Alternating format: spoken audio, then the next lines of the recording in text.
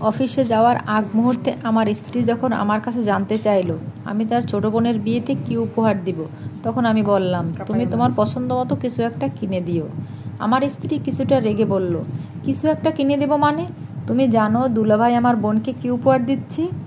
1,20,000 টাকা দিয়ে সোনার কণ্ঠহার। আমি বললাম, তাহলে এখন আমার কি দিতে হবে? আমার স্ত্রী হেসে বলল, আমি আমার বোনকে 2 লাখ টাকা দিয়ে সীতাহার কিনে দেব। কথাটা শুনে আমি অবাক হয়ে বললাম, এত টাকা? আমার স্ত্রী মুখটা মলিন করে বলল, দুলাভাই যদি 2য় শ্রেণীর কর্মকর্তা হয় এত টাকা দিয়ে উপহার দিতে পারে, তাহলে তুমি 1ম শ্রেণীর কর্মকর্তা হয় কেন পারবে না? এখন তুমি যদি দুলাভাইয়ের চেয়ে কম দামের উপহার দাও, তাহলে বাপের বাড়িতে আমি মুখ দেখাতে পারবো? আমি কিছুটা বিরক্ত হয়ে বললাম, আচ্ছা ঠিক আছে, অফিস থেকে আসার পর তোমার টাকা দিচ্ছি। কথাটা বলে আমি বাসা থেকে বের হয়ে গেলাম।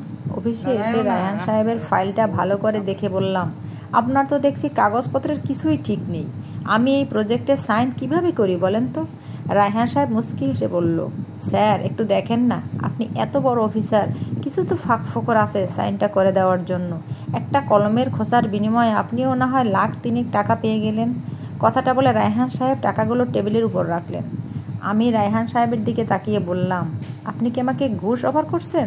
রায়হান সাহেব জিভে কামড় দিয়ে মুচকি হেসে বলল, না না স্যার, একদম না। টাকাটা আমি আপনাকে উপহার স্বরূপ দিচ্ছি। আপনি ভাবিকে নিয়ে না হয় থাইল্যান্ড গিয়ে 3 দিনের একটা ট্যুর দিয়ে আসবেন। আমি টাকাগুলো ড্রয়ারে রেখে মুচকি হেসে বললাম, আপনি তো দেখছি পাকা খেলোয়াড়। ঠিক আছে, আমি ফাঁক ফোকর খুঁজে কাল সাইন করে দিব। রায়হান সাহেব চলে গেলে আমি মনে মনে ভাবতে লাগলাম, যাক, শালিকাকে সীতাহার কিনে দেওয়া টাকার ব্যবস্থাটা হয়ে গেল। এমন সময় হাবিব সাহেব নামের একজন কলিগ আমার রুমে আসলো। সে যখন বলল সে চাকরি থেকে রিজাইন নিতে চায়, তখন আমি খুব অবাক হয়ে ওনাকে বললাম, তুমি এত ভালো একটা চাকরি ছেড়ে দিতে চাইছো? তুমি জানো এই চাকরির জন্য কত মানুষ দিনরাত পরিশ্রম করছে? হাবিব মুচকি হেসে বলল, স্যার, এই চাকরি করলে হয় আমাকে ঘুষ খেতে হবে, না হয় রাস্তায় পড়ে মরে থাকতে হবে। আমি অসৎ হতে পারবো না, আর রাস্তায় মরে পড়ে থাকতে চাই না, তাই চাকরিটা ছেড়ে দিচ্ছি।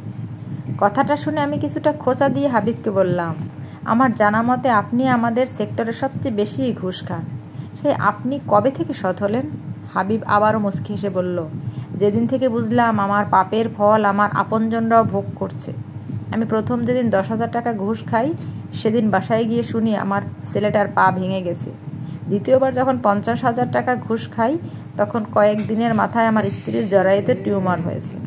আর তৃতীয়বার যখন 1 লাখ টাকা ঘুষ খাই, তখন গ্রামের বাড়ি থেকে ফোন আসে আমার মা মারা গেছে। তারপরই আমি বুঝতে পেরেছি আমার ভুলটা। চলে যাওয়ার আগ মুহূর্তে হাবিব আমার দিকে তাকিয়ে বলল, স্যার, আপনি অবৈধভাবে যদি 5 টাকা ইনকাম করেন, উপরওয়ালা আপনার থেকে বৈধভাবে 20 টাকা কীভাবে যে কেড়ে নেবে আপনি বুঝতেই পারবেন না। হাবিব চলে গেলে আমি ওর কথাগুলো একটু চিন্তা করলাম। বাসায় আসার পর আমার স্ত্রী যখন আমার কাছে টাকা চাইলো, আমি তখন ওর হাতে আমার বেতনের টাকাটা তুলে দিয়ে বললাম, এখানে 45,000 টাকা আছে।